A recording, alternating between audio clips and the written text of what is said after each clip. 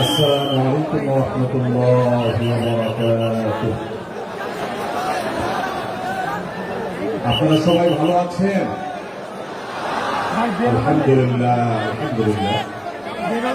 আল্লাহ রাব্বুল আলামিন আমাদের সবাইকে ভালো থেকে নেক আমল করে আজকের এই মাহফিল থেকে উপকারী কথাগুলো শুনে আমলে নিয়ত করে যাওয়ার তৌফিক দান করুন। আমিন।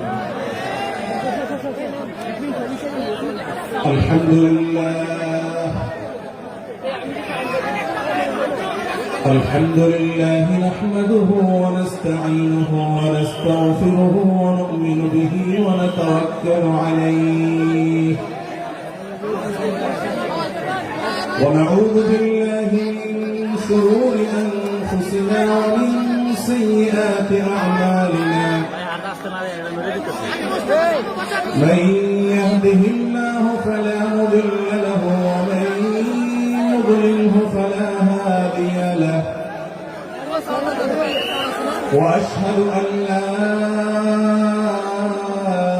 إله إلا الله وحده لا شريك له وأشهد أن محمدا عبده ورسوله أرسله بالحق بشيرا ونذيرا وداعيا إلى الله بإذنه وسراجا منيرا أما بعد فقد قال الله تبارك وتعالى في كلامه المبين وفرقانه الحميد أعوذ بالله من الشيطان الرجيم بسم الله الرحمن الرحيم يا أيها الذين آمنوا لا يسخر قوم من قوم عسى أن يكونوا خيرا منهم ولا نساء من نساء عسى أن يكون خيرا منهم ولا تلمزوا أنفسكم ولا تنابزوا بالألقاب بئس الإثم الفسوق بعد الإيمان ومن لم يتب فأولئك هم الظالمون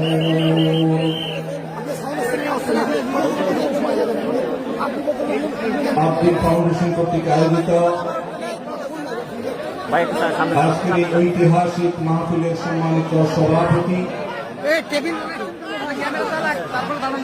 ওয়াজিবুল ইহতিরাম সম্মানিত উলামায়ে কেরাম, দূর দূরান্ত থেকে আগত, দেশের প্রত্যন্ত অঞ্চল থেকে আসা আমার প্রাণ প্রিয় দিনদরদী ভাইয়েরা এবং পর্দার আড়াল থেকে যে সমস্ত মা বোনরা আমাদের শুনছেন, সে সকল মা বোনেরা, আল্লাহ রাব্বুল আলামিন আমাদেরকে কোরআনে কারীম থেকে, নবী করিম সাল্লাল্লাহু আলাইহি ওয়াসাল্লামের হাদিস থেকে গুরুত্বপূর্ণ বক্তব্য শোনার জন্য আজ আব্দুল সকিনা মেডিকেল কলেজ হসপিটালে এই বিশাল মাঠে সমবেত হওয়ার তৌফিক দিয়েছেন। সেজন্য রব্বে কারীমের কাছে আমরা শুকরিয়া জানাই, আলহামদুলিল্লাহ। সম্মানিত উপস্থিতি, এই বিশাল বড় জনসমাগম, এই বিশাল বড় ওয়াজ মাহফিল, এই মাহফিলের শৃঙ্খলা রক্ষা করার জন্য এবং মাহফিলটিকে সুচারুরূপে শেষ পর্যন্ত সমাপ্ত করবার জন্য আমাদের প্রত্যেকের সহযোগিতা প্রয়োজন। আমরা অনেকেই বেশ নীরবে নিঃশব্দে আলোচনা শুনছি, আবার এর মধ্যে আশপাশ থেকে বিভিন্ন আওয়াজ শোনা যাচ্ছে। আমি আপনাদেরকে বিনীতভাবে অনুরোধ করতে চাই, সবাই নীরবতা অবলম্বন করুন এবং সবাই শৃঙ্খলা মেনটেন করে চলুন। আমরা কিছুটা অসুবিধা অনুভব করছি, হয়তো অনেকে দেখতে পাচ্ছি না, কিন্তু বিশাল বড় মনিটর আছে, অনেকগুলো মনিটর, এলইডি মনিটর রাখা আছে। অতএব আমরা যদি একটু ধৈর্য ধারণ করি, মনোযোগ দিয়ে কথা শুনি, তাহলে সেটা আমাদের উপকারে আসবে ইনশাআল্লাহ। আজকের এই মাহফিলে আসার আমাদের যে মূল উদ্দেশ্য, কোরআন এবং হাদিস থেকে আলো গ্রহণ করা, আমাদের জীবনকে কোরআনের আলোতে আলোকিত করা, আল্লাহ এবং তার রাসূল সাল্লাল্লাহু আলাইহি ওয়াসাল্লামের আদর্শে আমাদেরকে আদর্শবান হিসেবে গড়ে তোলা। আমরা সে আদর্শের সঠিক শিক্ষা গ্রহণ করবার প্রয়োজনে প্রত্যেকে ধৈর্য ধারণ করি, সবর করি এবং যে সমস্ত অসুবিধাগুলো আমাদের হচ্ছে, অনেকে দেখতে পাচ্ছেন না, সে অসুবিধাগুলো আজকে এই মাহফিলটি, এই মাহফিল প্রথম মাহফিল। ইনশাআল্লাহ কর্তৃপক্ষ পরবর্তীতে এই মাহফিল যখন আয়োজন করবে, আমরা আশা করব তারা এবারের ভুলগুলো শুধরে নিয়ে পরবর্তীতে দর্শকদের কোনো অসুবিধা যেন না হয় সেই দিকটি তারা বিবেচনা করবেন। আমি আপনাদেরকে ধৈর্য ধারণ করার অনুরোধ করছি, আপনারা সবাই সবর করে ধৈর্য ধারণ করে নীরবে নিঃশব্দে আলোচনা শুনুন। আল্লাহ আমাদের সবাইকে তৌফিক দান করুন। আমাদের আশেপাশে যারা কথা বলছেন, যারা শব্দ করছেন, সেই সমস্ত ভাইদেরকে আশপাশের ভাইরা অনুরোধ করে, অনুনয় বিনয় করে, শক্ত ভাষায় নয়, সবলতার সাথে, বিনম্রতার সাথে অনুরোধ করে তাদেরকে আমরা তর্জন করে, অনুরোধ করে, রিকোয়েস্ট করে তাদেরকে আমরা নীরব করি, নিঃশব্দ করি এবং নীরবে ওয়াজ এবং আলোচনা শোনার পরিবেশ যেন তারা করেন সেজন্য তাদেরকে সহযোগিতা করি। মাশাআল্লাহ, অনেকখানি নিস্তব্ধ হয়েছে, বাকি যে আওয়াজ হচ্ছে সেটাও আমরা বন্ধ করার চেষ্টা করি।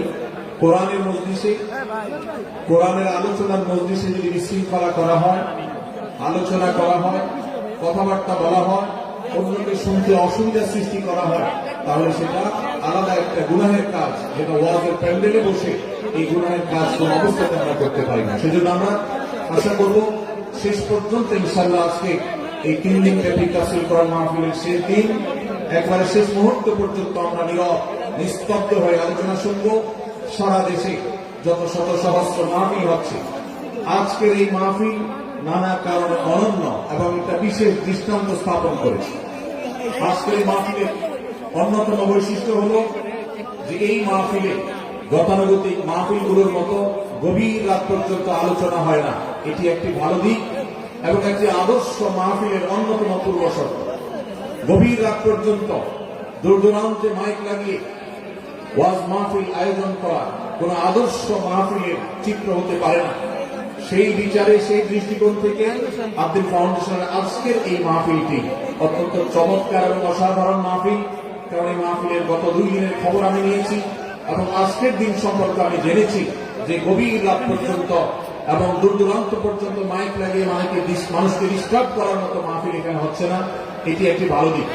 দ্বিতীয়ত হলো ওয়াজ মাহফিল থেকে শুধুমাত্র ওয়াজ বা আলোচনা নয়, এখান থেকে দ্বীনি বই পুস্তক, কোরআন এবং হাদিসের আলোকে রচিত যে সমস্ত ধর্মীয় বই পুস্তক আমাদের প্রয়োজন হয়, সেই সমস্ত বইয়ের প্রয়োজন মেটাবার জন্য আপনারা জানেন এখানে 20-25টি বুক স্টলের ব্যবস্থা করা হয়েছে।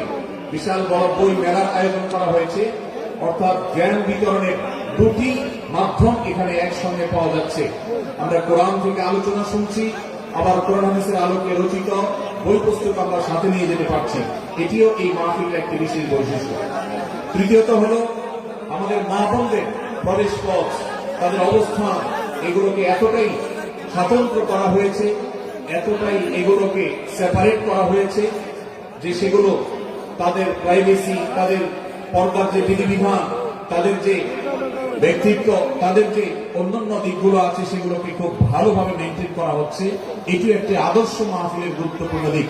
আজকাল অনেক ওয়াজ মাহফিলে মা বোনদের জন্য ওয়াজ শোনার ব্যবস্থা রাখা হয়, কিন্তু সেই সমস্ত ওয়াজ মাহফিলে মা বোনদের পর্দা সুন্দরভাবে সুচারুরূপে তারা আসা এবং নিরাপত্তার সাথে আবার ফিরে যাওয়ার মতো পৃথক আসা যাওয়ার রাস্তা ইত্যাদির ব্যবস্থা করা হয় না, যা বহুবিধ ফিতনার কারণ হয়ে থাকে।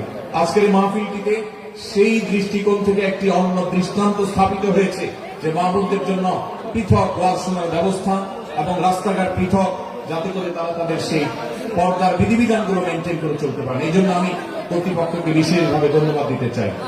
সেই সাথে আজকের একটা মাহফিলের সম্পূর্ণ নতুন দিক যুক্ত হয়েছে, যেটা আপনারা দেখেছেন, তা হল প্রত্যেক আলোচক আলোচনা করার আগে তার বায়োগ্রাফি পেশ করা হচ্ছে, তার জীবন বৃত্তান্ত পেশ করা হচ্ছে এবং সংক্ষেপে তার সম্পর্কে ধারণা দেওয়া হচ্ছে। এটি একটা চমৎকার দিক এবং আমার জানা মতে বাংলাদেশের যে কোনো মাহফিলে এটি প্রথম দৃষ্টান্ত। সেই সাথে এই মাহফিলে আগত আমাদের সম্মানিত দর্শক শ্রোতা মন্ডলীর জন্য প্রাথমিক চিকিৎসা সম্পর্কে যেন তারা ধারণা নিতে পারেন সেজন্য অনেকগুলো বুথ করা হয়েছে। এই বুথগুলো থেকে একজন মানুষ তার প্রাথমিক স্বাস্থ্য এটার পরীক্ষা নিরীক্ষা বা নিজের চিকিৎসা সম্পর্কে স্টেপ কিভাবে নেবেন সে সম্পর্কে আদ্দিন সকিনা মেডিকেল কলেজের তরফ থেকে একটি বিশেষ আয়োজন হলো, যে বিশেষ ক্যাম্প এবং বুথ করে করে আমাদের দর্শক শ্রোতাকে এই দিক থেকে বিশেষ সার্ভিস দেওয়া হচ্ছে।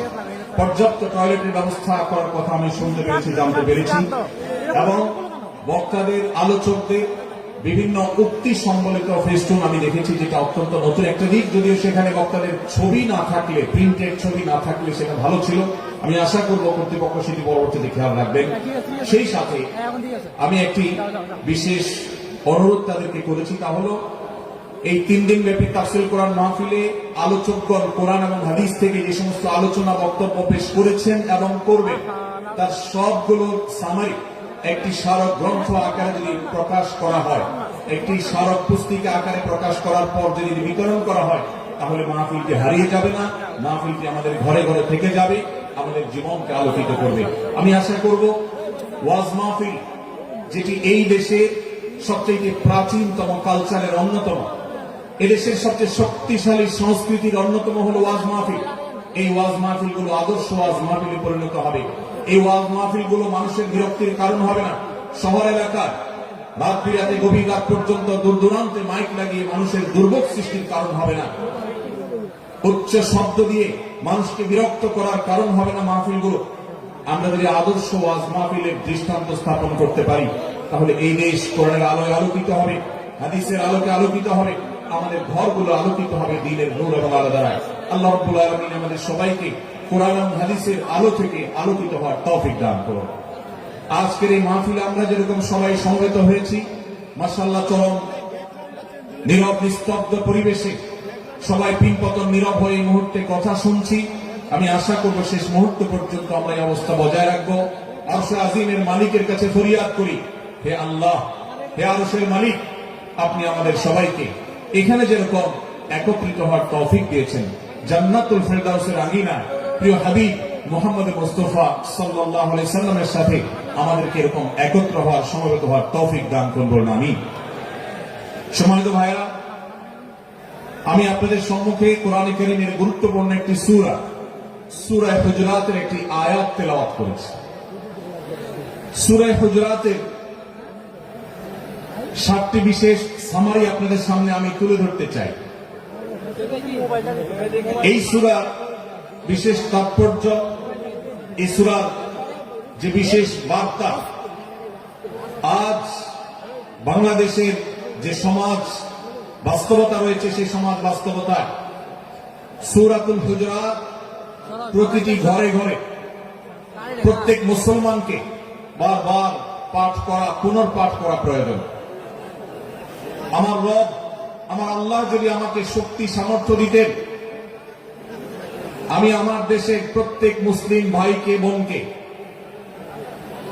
হাত জোড় করে, অনুরোধ করে, অনুনয় বিনয় করে সূরাতুল হুজুরাতের শুরু থেকে শেষ পর্যন্ত যে 18টি আয়াত রয়েছে, এই 18 আয়াতে ঐতিহাসিক যে 7টি বিশেষ বার্তা রয়েছে, সে বার্তাগুলো গ্রহণ করবার উদ্দেশ্যে বারবার অর্থ সহকারে সূরাতুল হুজুরাত বুঝে বুঝে পড়া, এর তাফসীর দেখা, এই সামারিকে বারবার জানার জন্য আমি অনুরোধ করতাম।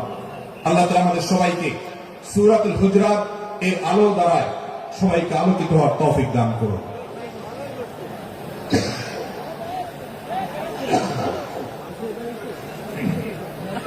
সম্মানিত উপস্থিতি, আমি যে সূরার সামারি আপনাদেরকে বলতে যাচ্ছি, যে সূরাকে সামনে রেখে আজকে এই ঐতিহাসিক মাহফিলে কোরআনে কারীমের দেওয়া 7টি বার্তা দিতে চাইছি, সেই সূরার নাম হলো সূরাতুল হুজুরাত। এই সূরা কোরআনে কারীমের 26তম পারায় অবস্থিত এবং এই সূরা কোরআনে কারীমের সূরার যে সিরিয়াল, সেই সূরার সিরিয়ালে 49তম সূরা। এই সূরার আয়াত সংখ্যা হলো 18।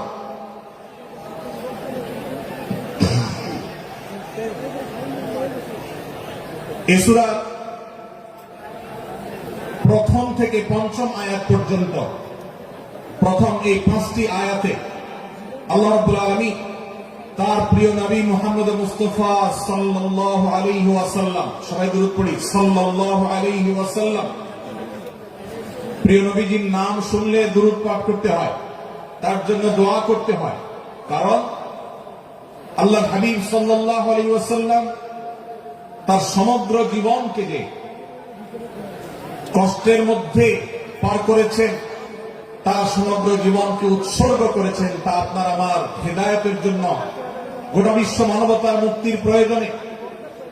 যিনি তার জীবনকে, যৌবনকে শেষ করে দিয়েছেন, তার সমগ্র জীবনে কখনো ভোগ, উপভোগ এটিকে কখনো তিনি প্রশ্রয় দেননি, প্রাধান্য দেননি।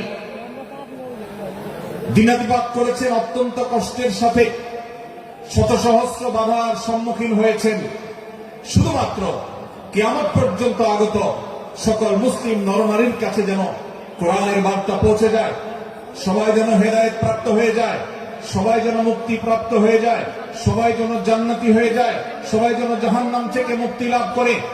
এই উদ্দেশ্যে তার সমগ্র জীবনকে তিনি উৎসর্গ করেছেন।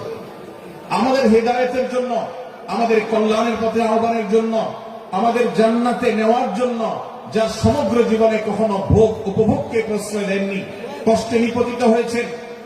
তিনি চাইলে মক্কার রাজত্ব করতে পারতেন, তিনি চাইলে মক্কার সবচেয়ে ভোগী মানুষ হতে পারতেন, কিন্তু সেটা না করে তিনি যে ত্যাগের দৃষ্টান্ত স্থাপন করেছেন, প্রিয় নবী মুহাম্মদ সাল্লাল্লাহু আলাইহি সাল্লামের সেই অবদানের স্বীকৃতি স্বরূপ আমরা তার নাম যখনই শুনব সাল্লাল্লাহু আলাইহি সাল্লাম বলে তার প্রতি আল্লাহর রহমত যেন, অনুগ্রহ যেন নাজিল হয়, সেজন্য দোয়া করব। আল্লাহ তাআলা তার হাবিবকে রহমত এমনিতেই দান করবেন, আপনি আর আমি তার জন্য রহমতের দোয়া করার মধ্য দিয়ে আমরা সৌভাগ্যবান মানুষের কাতারে শামিল হতে পারবো। তো আমি যেটি বলছিলাম, সূরাতুল হুজুরাতের 1 থেকে 5 নম্বর আয়াত পর্যন্ত এই 5টি আয়াতে আল্লাহ রাব্বুল আলামিন প্রিয় নবী সাল্লাল্লাহু আলাইহি সাল্লামের সাথে আদব এবং শিষ্টাচারের শিক্ষা দিয়েছেন মানব জাতিকে। এবং আল্লাহ রাব্বুল আলামিন ঈমানদারদেরকে পরম মায়ার সাথে ডেকে, ইয়া আইয়ুহাল্লাযীনা আমানু, হে ঈমানদারগণ, এই ডাকে আল্লাহ তাআলা ডেকে বলেছেন, লা তুকাদ্দিমু বাইনা ইয়াদাইল্লাহি ওয়া রাসূলিহি, তোমরা আল্লাহ এবং তার রাসূলের সামনে আগ বেড়ে কোনো কথা বলবে না, আগ বেড়ে কোনো কাজ করবে না। একজন ঈমানদার, একজন মুসলমান, তার এই শিষ্টাচারের শিক্ষা তার জীবনে ধারণ করতে হবে। যখনই আল্লাহ কোনো কথা বলেছেন, আল্লাহ রাসূল সাল্লাল্লাহু আলাইহি সাল্লাম কোনো কথা বলেছেন, এটি নিশ্চিত হতে পারবো আমরা, তখন একজন ঈমানদার আর কখনো সেটার উপর কোনো কথা বলবে না, আগ বেড়ে কোনো কিছু করবে না, কোন প্রকার সীমা লঙ্ঘন করবে না। আল্লাহ, রাসূল, আল্লাহ বলেছেন, আল্লাহ রাসূল বলেছেন, এটি শোনার পর সে তার আপদ মস্তককে সারেন্ডার করবে, সে নিজেকে আত্মসমর্পণ করবে। এরপর তার কোন যুক্তিকে, কোন বুদ্ধিকে, তার কোন মতামতকে সে সেখানে আর দাঁড় করাবার চেষ্টা করবে না। এটা একজন শিষ্টাচার বিশিষ্ট ঈমানদারের বৈশিষ্ট্য। কোরআন এই শিক্ষা আমাদেরকে দিয়েছে। ভাইরা আমার, এই শিক্ষাকে ধারণ করে আমরা যারা নিজেদেরকে মুসলমান দাবি করছি, আমাদের সম্মানীয় যারা আছেন, আল্লাহকে যেরকম আমরা সম্মান করি, আল্লাহ রাসূলকে যেরকম সম্মান করি, ঠিক একইভাবে আমাদেরকে যে সমস্ত মানুষগুলোকে সম্মান করার নির্দেশ করা হয়েছে, ওলামা একরাম রয়েছেন, আমাদের বাবা মা, বয়সে বড়, শিক্ষিত, এবং যারা আমাদের শিক্ষক বৃন্দ আছেন, এভাবে যারা আমাদের সম্মানের পাত্র আছেন, সে মানুষগুলোর সামনে আগ বেড়ে যেন কোনো কিছু না করি। সে আগ বাড়াটা কথার ক্ষেত্রে হতে পারে, চলার ক্ষেত্রে হতে পারে, আচরণের ক্ষেত্রে হতে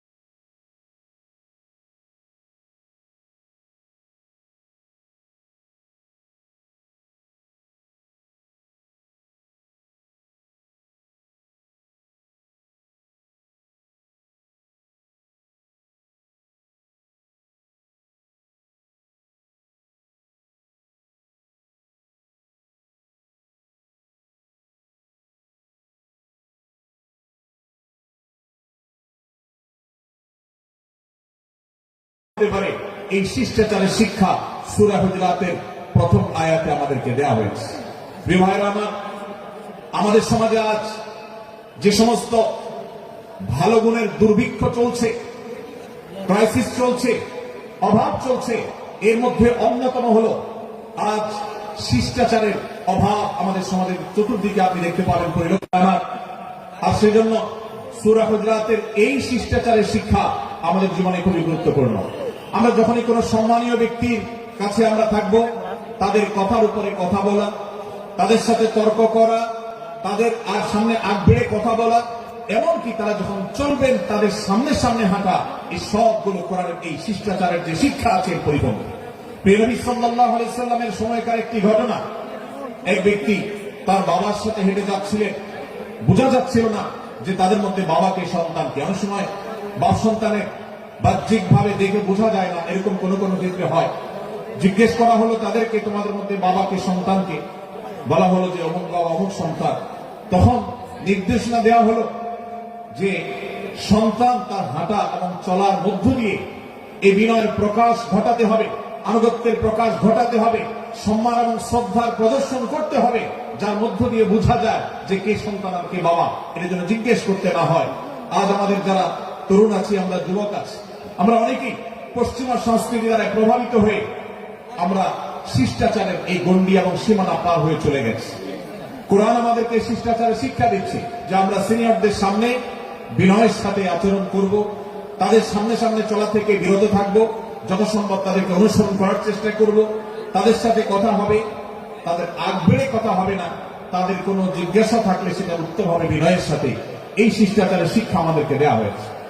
এবং একইভাবে সূরা হুজুরাতের প্রথম বার্তার মধ্যে নবী সাল্লাল্লাহু আলাইহি ওয়াসাল্লামের সাথে আরেকটি শিষ্টাচার শেখানো হয়েছে, তা হলো আল্লাহ রাব্বুল আলামিন আমাদের কণ্ঠকে, আমাদের আওয়াজকে, আমাদের কথাকে নবী সাল্লাল্লাহু আলাইহি ওয়াসাল্লামের কথার চাইতে যেন আগ বেড়ে না যায়, তার চাইতে যেন উঁচু কণ্ঠে আমরা কথা না বলি, তার চাইতে যেন উচ্চ স্বরে কথা না বলি, সেই শিক্ষা দিয়েছেন, সেই শিষ্টাচারের শিক্ষা আমাদেরকে দেওয়া হয়েছে। ভাইরা আমার, প্রিয় নবী সাল্লাল্লাহু আলাইহি ওয়াসাল্লামের সাহাবীরা নবী সাল্লাল্লাহু আলাইহি ওয়াসাল্লামের প্রতি আদব এবং শিষ্টাচার এত বেশি প্রদর্শন করতেন যে নবী করিম সাল্লাল্লাহু আলাইহি ওয়াসাল্লামের প্রতি এই শিষ্টাচারের কথা যখন বলা হয়, সাহাবীরা অনেকে নবী করিম সাল্লাল্লাহু আলাইহি ওয়াসাল্লামের সাথে কথা বলতে রীতিমতো ইতস্তত বোধ করছিলেন যে কিভাবে কথা বলবো, না জানে জোরে হয়ে যায় এবং তাতে না জানে আমি বেয়াদবের কাতারে শামিল হয়ে যাই, শিষ্টাচার বহির্ভূত কাজ করে ফেলি। এবং আল্লাহ তাআলা যে সতর্কীকরণ করেছেন সূরা হুজুরাতের এই 1 থেকে 5 নম্বর আয়াতের মধ্যে, তার আওতায় আমি না জানি পড়ে যাই। তখন সাহাবায়ে কেরাম বিনয় এবং বিনম্রতা অবলম্বন করেছেন এবং তারা একরকম বিপাকে পড়ে গেছেন। এতটা তারা সভ্য ছিলেন, এতটা তারা নম্র ছিলেন, এতটা তারা বিনম্র আচরণ করতেন নবীজির সাথে। ভাইরা আমার, এই বিষয়টিও আমরা শুধুমাত্র আমাদের প্রিয় নবীজির জন্য নয়, এটি আমাদের মা বাবা, আমাদের সম্মানের পাত্র যারা আছেন, আমাদের বয়সে যারা সিনিয়র আছেন, তাদের সামনে কথা বলার সময় আমরা মেনটেন করে চলবো। অর্থাৎ আমরা উচ্চ কণ্ঠে তাদের সামনে কথা বলবো না। এই মাহফিলে এখনো শত শত হাজারো মানুষ হয়তো এমন আছে যারা মায়ের সামনে, বাবার সামনে, বড় ভাইয়ের সামনে, শিক্ষকের সামনে, সিনিয়রদের সামনে, মুরব্বীদের সামনে, ওলামাদের সামনে উচ্চ কণ্ঠে কথা বলেন।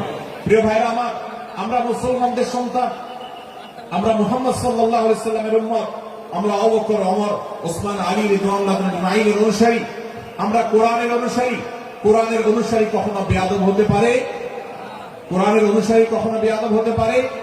কোরআন যে শিষ্টাচারের শিক্ষা দিয়েছে, এই শিক্ষা আজ আমাদের মধ্যে ধারণ করতে হবে, আমাদের সন্তানদের শেখাতে হবে, আমাদের ঘরে ঘরে এই শিক্ষা চর্চা করতে হবে, আমাদের সমাজে এটিকে প্রতিষ্ঠিত করতে হবে। পশ্চিমা সংস্কৃতির যে ছোবল, সে ছোবল আমাদের সন্তানদেরকে আজকাল অনেক ক্ষেত্রে বেয়াদবে পরিণত করছে, তাদের অনেক সময় শিষ্টাচার থেকে বের করে দিচ্ছে।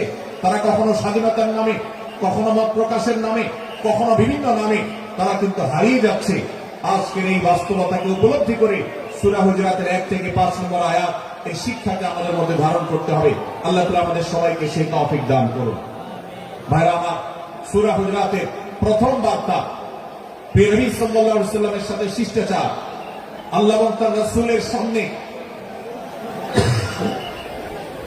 আল্লাহ এবং তার রাসূলের সামনে আগ বেড়ে কোনো কথা না বলা, আগ বেড়ে কোনো আচরণ না করা, এটা তার প্রতি শিষ্টাচারের অংশ। এবং আল্লাহ রাসূলের সামনে উচ্চ কণ্ঠে জোরে কথা না বলা, এটাও তার প্রতি শিষ্টাচারের অংশ। আল্লাহ তাআলা আমাদেরকে এই শিষ্টাচার আমাদের জীবনে প্রত্যেকটা পদে পদে ধারণ করার তৌফিক দান করবেন আমি। ভাইরা আমার, সূরা হুজুরাতের দ্বিতীয় যে শিক্ষা, সেই শিক্ষাটা বর্ণিত হয়েছে এই সূরার 6 থেকে 8 নম্বর আয়াত। 6 থেকে 8 নম্বর এই আয়াতের মধ্যে আল্লাহ রাব্বুল আলামিন আমাদেরকে দ্বিতীয় শিক্ষা দিয়েছে, ঈমানদার কখনো কোন কথা বলার আগে সেই কথা সত্য কিনা, বাস্তব কিনা সেটি যাচাই বাছাই না করে বলবে না। ঈমানদার কখনো গুজবে কান দিবে না। ঈমানদার কখনো শোনা কথার উপরে ভিত্তি করে কোন সিদ্ধান্ত গ্রহণ করবে না। এই শিক্ষাটাও আজকের বাস্তবতার আলোকে আমাদের সমাজের জন্য অত্যন্ত গুরুত্বপূর্ণ এবং প্রয়োজনীয়। প্রিয় ভাইরা আমার, আমাদের চতুর্পাশে যদি আমরা তাকাই, আমরা দেখতে পাবো সোশ্যাল মিডিয়াতে, ফেসবুকে আজকাল কোন তথ্য উপাত্ত পেলে সেটার পরখ করা ছাড়া, যাচাই বাছাই করা ছাড়া, সত্য অসত্য নিরূপণ করা ছাড়া আমরা অনেকে সেটার প্রচার প্রচারণা নেমে যাই। আমরা অনেকে সেটা শেয়ার দেওয়া শুরু করে দিই। আমরা অনেকে এটার উপর ভিত্তি করে অনেককে নিন্দা বন্ধ করা শুরু করে দিই।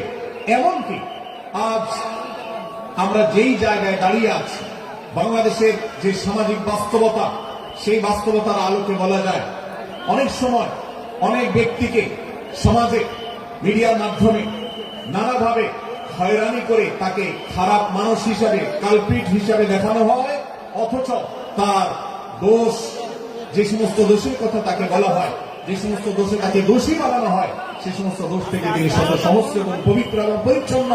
ভাইরা আমার, আজকের এই বাস্তবতায় আমাদেরকে বিশেষ করে লক্ষ্য রাখতে হবে যে আমরা যেই কোনো মূল্যে, যেই কোনো ভাবে যেন কোন প্রকার গুজবে কান না দেই, আমরা যেন গুজব থেকে বেঁচে থাকি। আল্লাহ তাআলা আমাদেরকে তৌফিক দান করুন। ভাই, এদিকে অনেক বেশি বাঁশির আওয়াজ শোনা যাচ্ছে। স্বেচ্ছাসেবকরা বাঁশির আওয়াজ দেওয়া ছাড়া আপনারা ভলান্টিয়ারি করুন। এত বেশি বাঁশির আওয়াজ আসছে যে কথা বলা কঠিন হয়ে যাচ্ছে। অনুগ্রহ করে বাঁশির আওয়াজ কম করে আপনারা ভলান্টিয়ারি করুন। এখন অনেক বাঁশির আওয়াজ শোনা যাচ্ছে, বাঁশির আওয়াজগুলো বন্ধ করুন। মাশাআল্লাহ, এখন বন্ধ হয়েছে। আমরা মেহেরবানি করে বাম পাশে থেকে কিছুটা আওয়াজ পাচ্ছি, একটু নীরব নিস্তব্ধ হওয়ার জন্য অনুরোধ করছি। একটু নীরব নিস্তব্ধ না হলে কথা বলা যাবে না। অনুগ্রহ করে আমরা একটু সহযোগিতা করি এবং সবাই নীরব থাকি। ভলান্টিয়াররা অপ্রয়োজনে বাঁশির আওয়াজ দিবেন না, অপ্রয়োজনে বাঁশির আওয়াজ দিবেন না। আমাদের দেশে শব্দ দূষণ, শব্দ সন্ত্রাস, এটা এই দেশের কমন কালচার হয়ে গেছে। রাস্তায় যাবেন, প্রয়োজনে অপ্রয়োজনে গাড়ির হর্ন বাজাবে। যে কোনো প্রোগ্রামে যাবেন, প্রয়োজনে অপ্রয়োজনে বাঁশি বাজানো হবে। কদিন আগে 31st নাইট গেছে, আপনারা দেখেছেন। এত প্রচার প্রচারণা, এত সতর্কীকরণের পরেও, আইন শৃঙ্খলা রক্ষাকারী বাহিনী এত সতর্ক থাকার পরেও আপনারা দেখেছেন এক শ্রেণীর বুদ্ধি প্রতিবন্ধীরা তারা 31st নাইট উদযাপনের নামে শব্দ সন্ত্রাস করেছে। শত শত হাজার মানুষের কষ্টের কারণ হয়েছে। প্রিয় ভাইরা আমার,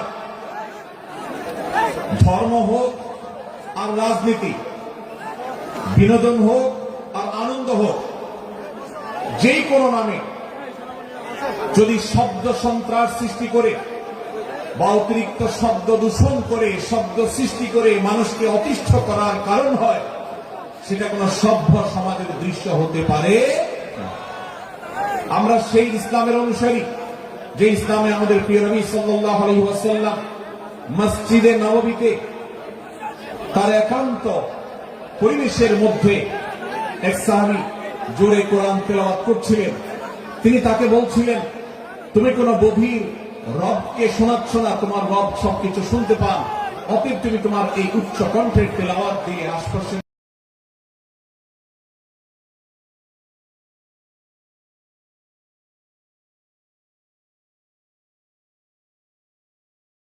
মানুষের ডিস্টার্বের কারণ হবে না। আমরা সেই ইসলামের অনুসারী। অতএব ওয়াজ মাহফিলের মাধ্যমেও যাতে কোনো মানুষ শব্দ এর মাধ্যমে যদি মানুষকে অতিষ্ঠ করা হয়, তাহলে সেটি কখনো কোনো সভ্য সমাজের কাজ হতে পারে না। প্রিয় ভাইরা, এই জন্য আপনারা যারা তরুণ আছেন বয়সে, আপনাদেরকে আমি অনুরোধ করতে চাই, বিবাহ অনুষ্ঠানকে কেন্দ্র করে, আকিকাকে কেন্দ্র করে, নানা অনুষ্ঠানকে কেন্দ্র করে যে শব্দ সন্ত্রাস আমাদের দেশে হয়, এটি আমাদেরকে থামাতে হবে ইনশাআল্লাহ। আমরা যদি সবাই সজাগ হয়ে যাই, আমরা যদি সবাই সতর্ক হই, সচেতন হই, ইনশাআল্লাহ এই যে শব্দ দিয়ে মানুষকে কষ্ট দেওয়ার অপসংস্কৃতি, বিশেষ করে ভিনদেশী যে অপসংস্কৃতি আমদানি করা হয়েছে, এই অত্যাচার এদেশে থামাতে হবে ইনশাআল্লাহ। আল্লাহ আমাদের সবাইকে তৌফিক দান করুন। ভাইরা আমার, আমরা আমাদের আশেপাশে কোন তরুণরা যদি এরকম শব্দ করে, গান বাজিয়ে অন্য মানুষকে অতিষ্ঠ করে, ঈদের সময় দেখা যায় বিশেষ করে সে সমস্ত যুবকদেরকে কাউন্সিলিং করতে হবে, তাদেরকে বোঝাতে হবে যে তোমার আনন্দ কখনো আরেকজনের বেদনার কারণ হতে পারে না। বহু হার্টের রোগী আছেন, বহু অসুস্থ মানুষ আছেন, বহু ছোট শিশু আছে যাদের কষ্টের কারণ হয়। বিধায় আমরা কখনো আমাদের শব্দ দিয়ে কাউকে কষ্ট হতে দিব না। আল্লাহ আমাদের সবাইকে তৌফিক দান করুন। মাশাআল্লাহ, অনেকটা নীরব নিস্তব্ধ হয়েছে। আমি যে জায়গাতে ছিলাম আমরা সেখানে ফিরে যাই।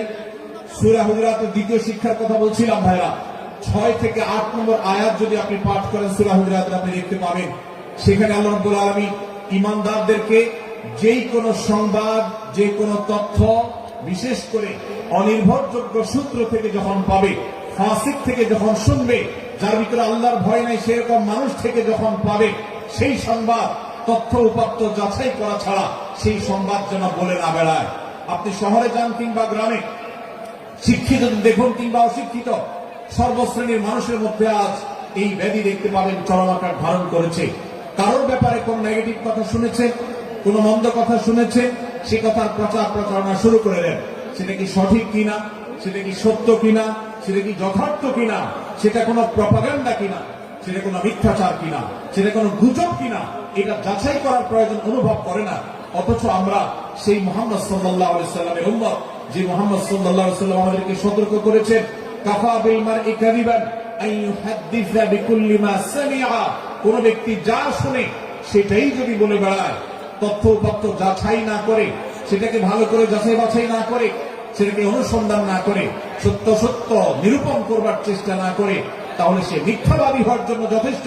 এজন্য আজকের এই মাহফিল থেকে আমরা অঙ্গীকার করে যাব, আজকের মাহফিল থেকে আমরা নিয়ত করে যাব, এই মজলিসে বসে এই মুহূর্তে নিজে নিজে সংকল্প করব, আমার জীবনে সোশ্যাল মিডিয়া কিংবা ফেসবুকে, ইউটিউবে অথবা অফলাইনে, আমার বাস্তব জীবনে আমি কখনো কোন মানুষ সম্পর্কে যে কোনো তথ্য উপাত্ত পেয়ে ভুল কোন ধারণা, মন্দ কোন ধারণা করার প্রতি পোষণ করব না। কোন তথ্য উপাত্ত যদি পাই, কোন সংবাদ যদি পাই অনির্ভরযোগ্য সূত্রে, তাহলে সেক্ষেত্রে সেটা যাচাই বাছাই করা ছাড়া আমি সেটাকে বিশ্বাস করতে যাব না। এটাই হলো আমাদের ঈমানের দাবি। ভাইরা আমার, একজন ঈমানদার এতটা সরল হবে না যে যা শুনবে সে সেটাকে বিশ্বাস করে বসবে। একজন ঈমানদার এতটা বাস্তবতা থেকে দূরে থাকবে না যে তিনি তার পাওয়া কোন সংবাদকে অনুসন্ধান করবে না। আল্লাহ তাআলা আমাদের সবাইকে সূরা হুজুরাতের এই দ্বিতীয় শিক্ষাটাকে আমাদের জীবনে ভালো করে ধারণ করার তৌফিক দান করুন। আল্লাহ বলেছেন, ইয়া আইয়ুহাল্লাযীনা আমানু, হে ঈমানদারেরা, ইন জাআকুম ফাসিকুম বিনাবাইন ফাতাবায়ানু, তোমাদের কাছে কোন ফাসিক, যার মধ্যে আল্লাহর ভয় নেই, এরকম কোন মানুষ যদি কোন সংবাদ উপস্থাপন করে,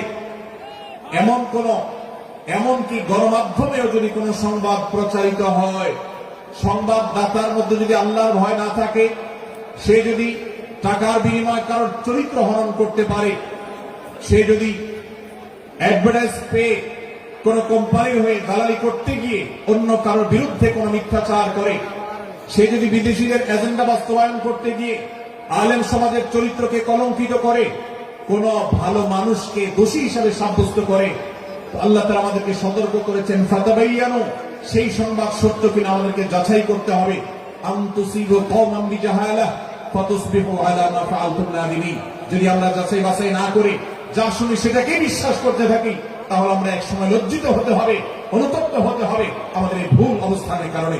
এজন্য ভাইরা, আজকে এই মাহফিল থেকে আমরা প্রতিশ্রুতি নিজের সঙ্গে নিজে দিয়ে যাব যে আমরা কখনো কোন তথ্য উপাত্ত পেলে, কোন সংবাদ পেলে, সেটাকে বিশেষ করে কারোর চরিত্র সম্পর্কিত যদি হয়, কারোর সম্পর্কে নেগেটিভ যদি হয়, তাহলে সেটাকে বিশ্বাস করবার আগে ভালো করে অনুসন্ধান করব। যতক্ষণ আমি নিশ্চিত না হব ততক্ষণ পর্যন্ত সেটার প্রচার করব না। আল্লাহ তাআলা আমাদের সবাইকে কোরআনের এই শিক্ষাটাও আমাদের জীবনে ধারণ করবার তৌফিক দান করুন। ভাইরা আমার, তৃতীয় যে শিক্ষা সূরা হুজুরাতের, সেটি হলো আল্লাহ রাব্বুল আলামিন সূরা হুজুরাতের 9 এবং 10 নম্বর আয়াতে ঈমানদারদের মধ্যে যদি কখনো মতভিন্নতা, মতপার্থক্য, এটা যদি মারামারিতে পরিণত হয়। ইমানদারদের মধ্যে যদি কখনো দুই পক্ষ গন্ডগোল এবং ফাসাদের মধ্যে লিপ্ত হয়ে যাওয়ার মতো দৃশ্যের অবতারণা হয়, তাহলে আমরা যেন আমাদের মুসলমান ভাইদের ঘর পোড়ার মধ্যে আলু পোড়া দিতে না যাই। আমরা যেন আমাদের মুসলমান ভাইদের মধ্যকার বিভেদকে আরো বৃদ্ধি করতে সহায়তা না করি। আমরা যেন মীমাংসার পথ অবলম্বন করি।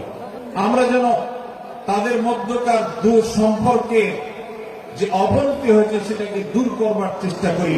আল্লাহ রাব্বুল আলামিন এই নির্দেশ দিতে গিয়ে বলেছেন, ওয়াইন তাইফাতানি মিনাল মুমিনিনা ইকতাতালু, যদি ইমানদারদের দুটি দল, দুটি গ্রুপ নিজেদের মধ্যে মারামারিতে লিপ্ত হয়ে যায়, ফাসলিহু বাইনাহুমা,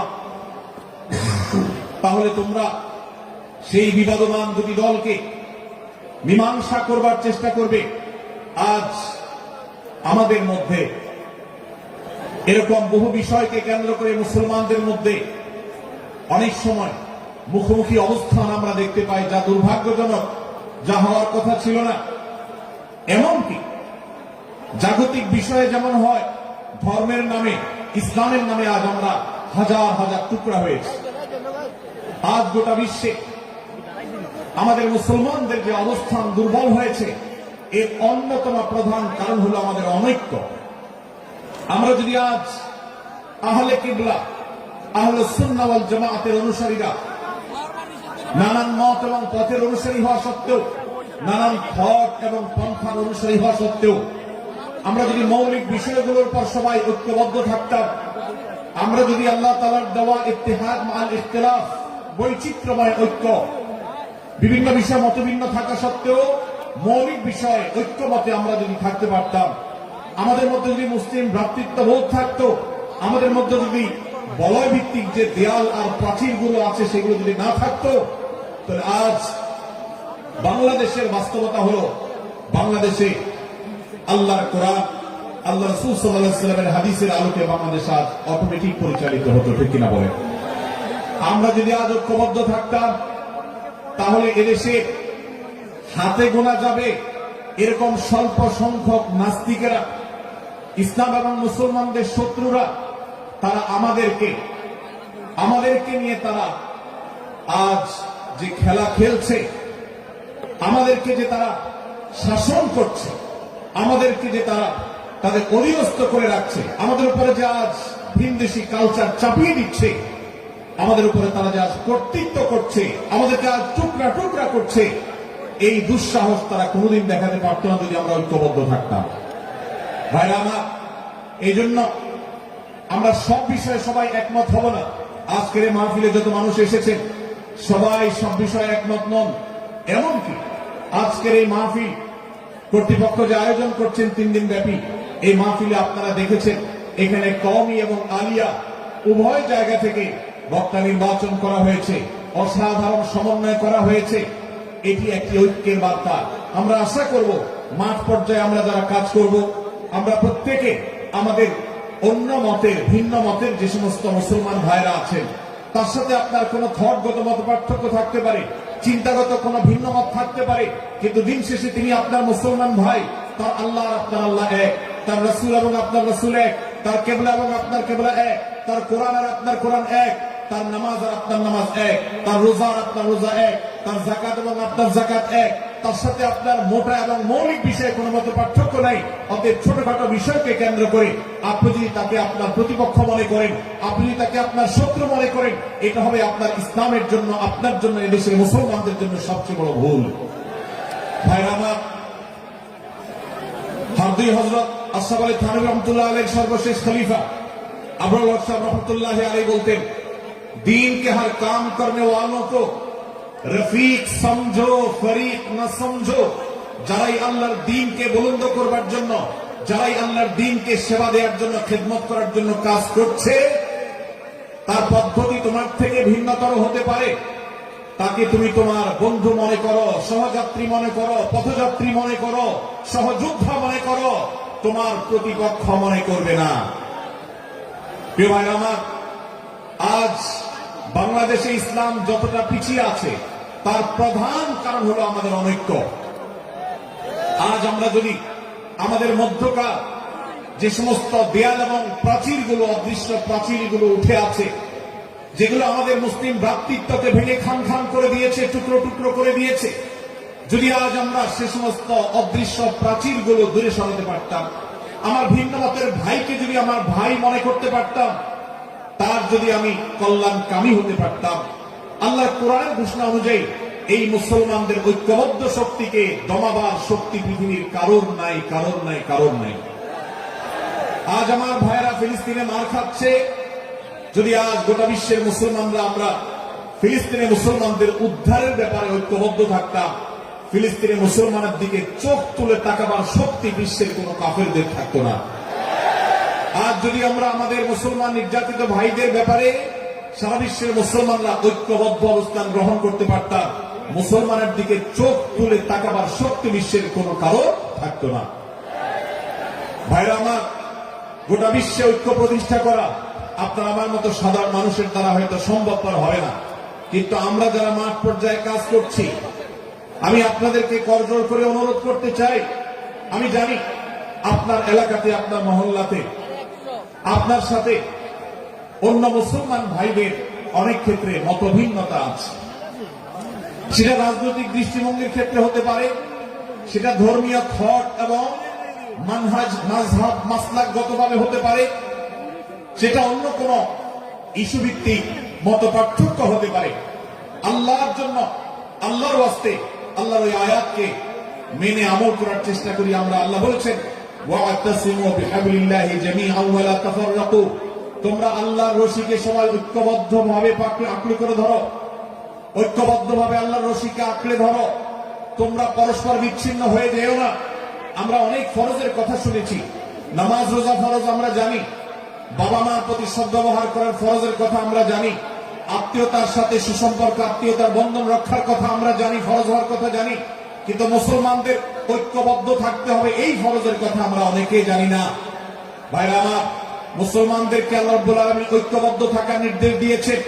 এই ঐক্যটা এর মানে এই নয় যে সবাই এক মতের হয়ে যাবে সব বিষয়ে, বিভিন্ন বিষয়ে আমাদের মধ্যে মত পার্থক্য থাকবে, তারপরে আমরা একে অন্যের সহযোদ্ধা হব, সহযাত্রী হব, আমরা একে অন্যের কল্যাণকামী হব, একে অন্যের ভালো চাইব। আমার ভিন্ন মতের মুসলমানের কোন ক্ষতিতে আমি খুশি হব না, তার ক্ষতিতে আমি কষ্ট পাবো, তার সাফল্যকে আমি এনজয় করব, আনন্দিত হব। এটা যদি করতে না পারি তো আমি কখনো খালেস এবং সাচ্চা মুসলমান হতে পারলাম না। আল্লাহ তাআলা আমাদের অন্তরগুলোকে উদার করে দিন, ব্রড করে দিন, প্রশস্ত করে দিন, বড় করে দিন, উম্মার ঐক্যের প্রয়াসী হওয়ার তৌফিক দান করবেন না। আমি ভাইরা আমার, আমরা মহল্লায় মহল্লা, এলাকায় এলাকায়, মসজিদে মসজিদে, আমাদের নিজস্ব বলয়ে, নিজস্ব অঙ্গনে আমরা চেষ্টা করব ভিন্ন ভিন্ন মতের মুসলিম ভাইকেও আমার ভাই হিসাবে আঁকড়ে ধরার, আপন করা। ডক্টর খন্দকার আব্দুল্লাহ জাহাঙ্গীর রাহমাহুল্লাহ এই অঞ্চলের সন্তান, তিনি বলতেন, বেদাতে লিপ্ত কোন মুসলমান, তার ব্যাপারে আমি মনে করি আমার ভাই ভুলের মধ্যে আছেন, তার ব্যাপারে আমার মায়া মমতা কাজ করে, আমি তার কল্যাণকামী, তাকে আমার ভাই মনে করি। ঠিক একইভাবে আমার কোন মুসলমান ভাইয়ের সাথে যে আমার ভিন্ন মতের কারণে আমার মনে হয় যে তিনি ভুল পথে আছেন, তারপর তাকে আমি শত্রু ভাববো না, তার কল্যাণ আমি চাইবো না। আজ বাংলাদেশের বাস্তবতা যদি আমরা তাকাই, দেখতে পারবো ইসলাম এবং মুসলমানদের যত শত্রু আছে, আমরা দেখেছি গত কয়েক যুগ ধরে তাদের নিজেদের মধ্যে হাজারো বিভক্তি, হাজারো মত পার্থক্য থাকা সত্ত্বেও মুসলমানদের শত্রুতা করার ব্যাপারে তারা সবাই ঐক্যবদ্ধ। অথচ আমরা মুসলমানরা আমাদের আল্লাহ, আমাদের রাসূল, আমাদের কোরআন, আমাদের কিবলা, আমাদের সবকিছু এক হওয়া সত্ত্বেও ছোটখাটো বিষয়কে নিয়ে আমরা আমাদের মধ্যকার বিভেদের প্রাচীরগুলোকে দাঁড় করিয়ে রেখেছি, যার কারণে আমরা গোটা বিশ্বে যেমন মার খাচ্ছি, আমাদের এই প্রিয় মাতৃভূমিতেও আমরা সংখ্যায় সবচেয়ে বেশি হয়েও আমরা কালচারালি মাইনরিটি হয়ে আছি, সংস্কৃতিতে আমরা সংখ্যালঘু হয়ে আছি, সব ক্ষেত্রে আমাদেরকে ইগনোর করা হয়। 4 লক্ষ মসজিদের দেশে 4 লক্ষ ইমাম আছে, 4 লক্ষ মুয়াজ্জিন আছে। এই মসজিদগুলো এদেশে, এই নেটওয়ার্ক যতটা শক্তিশালী, এদেশের সকল রাজনৈতিক দলগুলোর নেটওয়ার্ককে যদি একত্র করা হয়, মসজিদগুলোর মতো এতটা শক্তিশালী নেটওয়ার্ক এদেশের সমাজে নাই। কিন্তু ওলামা ইকরামকে ইগনোর করা হয়, মুসলমানদের ইগনোর করা হয়, এদেশের আইনে কোরআন এবং সুন্নাহ, এদেশের মুসলমানদের ধ্যান ধারণাকে কখনো বিবেচনায় আনা হয় না। এই যে মুসলমানদের আজ দুরবস্থা, এর অন্যতম প্রধান কারণ হলো আমাদের হাজার হাজার ভাগে বিভক্তি। এই বিভক্তির দেয়ালগুলোকে তুলতে হবে কি হবে না? যদি হয় তাহলে আপনি নিজে থেকে শুরু করে দিন। আপনি যেই মতই লালন করেন না কেন, আপনার ভিন্ন মতের মুসলমানকে আপনি ভাই মনে করবেন, তার সাথে বুক মিলাতে আপনার কষ্ট হবে না, তার সাথে বসতে আপনার অসুবিধা হবে না। ভিন্ন মতের আলেম এক মতের আলেম আরেক মতের আলেমের সাথে বসতে অসুবিধা হবে না। এক মতের অনুসারী আরেক মতের অনুসারীকে ভাই বলতে অসুবিধা হবে না। আমরা সোশ্যাল মিডিয়াতে নিজেদের মধ্যে কামড়াকামড়ি করবো না, নিজেদের মধ্যে আমরা ঝগড়া বিবাদ করব না। এবং যদি কেউ বিবাদে লিপ্ত হয়, সূরা হুজুরাতের 9 এবং 10 নম্বর আয়াতের শিক্ষা বলছে, মুসলমানদের মধ্যে দুটি দল যদি মারামারিতে লিপ্ত হয়, তুমি সেখানে গিয়ে খোঁচাখুচি করে মারামারি বাড়ানোর তো প্রশ্নই ওঠে না। বরং আল্লাহ বলছেন যে ফাসলিহু বাইনাহুমা, তাদের উভয়ের মধ্যে মীমাংসা করবার জন্য তুমি উদ্যোক্তা হও, তুমি উদ্যোগী হও। ভাইরা আমার, আমরা অনেকেই হয়তো জেনে থাকবো মিথ্যা এটা আল্লাহর জমিনের সবচেয়ে বড় জঘন্য অপরাধগুলোর মধ্যে থেকে একটি। একজন মুসলমান কোন অবস্থাতে মিথ্যা বলতে পারে না, কিন্তু কোন মুসলমান যদি অন্য মুসলমানের সাথে কখনো বিবাদ বিতণ্ডায় লিপ্ত হয়ে যায়, দুজন মুসলমান বা দুটি বলয়, দুটি পক্ষ, দুটি গোষ্ঠী মুসলমানদের, তাদের মধ্যে যদি কোনো বিষয় যদি ভুল বুঝাবুঝি তৈরি হয়, ভিন্ন মত সৃষ্টি হয়, একে অন্যের সাথে শত্রু ভাবাপন্ন হয়ে যায়, তাহলে তাদের দুইজনের মধ্যে বা দুই পক্ষের মধ্যে মীমাংসা করবার জন্য যদি মিথ্যা কথাও বলে, অর্থাৎ আপনি এক পক্ষের কাছে গিয়ে বললেন, ভাই আপনি যাকে এত খারাপ মনে করছেন, যার ব্যাপারে আপনি এতটা রাগান্বিত হয়ে আছেন, আমি তো জানি তিনি আপনার ব্যাপারে অনেক সব চিন্তা রাখেন, আপনার ব্যাপারে অনেক ইতিবাচক ভাবনা রাখেন, আপনার ব্যাপারে অনেক সুধারণা পোষণ করেন। আপনি যদি একজন মুসলমানের কাছে গিয়ে, এক পক্ষের কাছে গিয়ে যদি এই কথাটা বলেন, বাস্তবে তিনি যদি এটা নাও বলেন, তারপরেও আপনি যদি এই মিথ্যা কথা বলেন, এই মিথ্যা এটা শুধু জায়েজ নয়, বরং এই মিথ্যাটা এর মাধ্যমে আপনি যে তাদের পরস্পরের সম্পর্ককে ভালো করার চেষ্টা করেছেন, এর মাধ্যমে আপনি আল্লাহর কাছে নেকি এবং সওয়াব পাবেন ইনশাআল্লাহ। ভাইরা আমার, তাহলে দুজন মুসলমান, দুটি পক্ষ, দুটি দল, দুটি বলয়, দুটি গোষ্ঠী যদি কখনো ভিন্ন মত তাদের মধ্যে তৈরি হয়, সেটা যদি মারামারিতে গিয়ে পৌঁছায়, সেটা যদি বিবাদ বিতণ্ডা পর্যন্ত গিয়ে পৌঁছায়, আমাদের কাজ হবে মধ্যে থেকে সেটাকে মীমাংসার মাধ্যমে দূরত্বকে কমানো। আমরা কখনো দূরত্ব বাড়াবো না, পারলে দূরত্ব কমাবো। ডক্টর খন্দকার আব্দুল জাহাঙ্গীর রহমতুল্লাহ একটি কথা বলতেন, মুসলমানদের বাড়িতে যে আগুন লেগেছে, বিভেদের আগুন, মতবিরোধের আগুন, মত পার্থক্য, এটা মতবিরোধে যে পৌঁছে গেছে, এই আগুন তিনি বলতেন, আমি নিভাবার মতো শক্তি আমার নাই, এত পাওয়ার নাই যে বহুদা বিভক্ত মুসলমানদেরকে আমি ঐক্যবদ্ধ করে ফেলবো, এত শক্তি আমার হাতে নেই। কিন্তু একটা শক্তি আমার কাছে আছে ভাই, সেটা হলো যে বিবাদমান মুসলমানদের মধ্যে বিবাদ যেন আর না বাড়ে, বিবাদের যে আগুন লেগেছে সে আগুনে যেন আর ঘি ঢালা না হয়, কেরোসিন ঢালা না হয়, সেই জন্য আমি ভূমিকা রাখতে পারি। আমি আপনাদেরকে বিনয়ের সাথে অনুরোধ করতে চাই, যত বিষয় নিয়ে আমাদের মুসলমানদের পরস্পরের মত পার্থক্য আছে, হতে পারে সেটা মাসআলা নিয়ে, হতে পারে সেটা রাজনৈতিক অবস্থানকে কেন্দ্র করে, হতে পারে অন্য কোন বিষয়কে কেন্দ্র করে, আল্লাহর ওয়াস্তে আপনি বিভেদ মিটাতে পারেন আর না পারেন, বিভেদ যেন না বাড়ে সেজন্য আপনি অবস্থান গ্রহণ করবেন, বিভেদ বাড়ার ক্ষেত্রে কোনো ভূমিকা পালন করবেন না, এবং সবসময় উম্মাহ ঐক্য প্রয়াস চাইবেন, প্রয়াস চালাবেন, উম্মাহ ঐক্য চেষ্টা করবেন। আল্লাহর কাছে আপনি যে দোয়াগুলো করেন, এর মধ্যে একটা দোয়া যেন এটাও থাকে, হে আল্লাহ, আমরা বহুদা বিভক্ত হয়ে গেছি, আমরা টুকরা টুকরা হয়ে গেছি, যার কারণে তোমার ভাষ্য অনুযায়ী ফতাসালু ওয়া তাযহাবা রিহুকুম, আজ আমাদের শক্তি শেষ হয়ে গেছে, আমরা দুর্বল হয়ে গেছি।